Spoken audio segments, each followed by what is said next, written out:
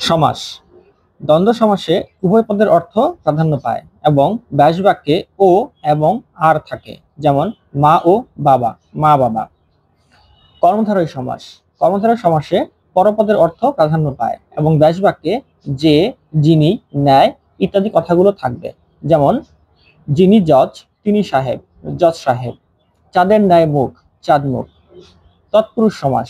তৎপুরুষ সমাসে পরপদের অর্থ প্রাধান্য পাবে এবং ব্যাস বাক্যে বিভক্তির লোপ পাবে, যেমন গুরুকে ভক্তি, গুরু ভক্তি। বহুব্রীহি সমাস।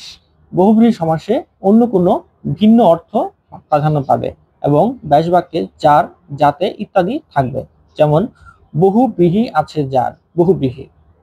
দ্বিগু সমাস। দ্বিগু সমাসে পরপদের অর্থ প্রাধান্য পাবে এবং ব্যাস বাক্যে সমাহার কথাটি উল্লেখ থাকবে, যেমন চার রাস্তার সমাহার, চৌরাস্তা। অব্যয়ীভাব সমাস।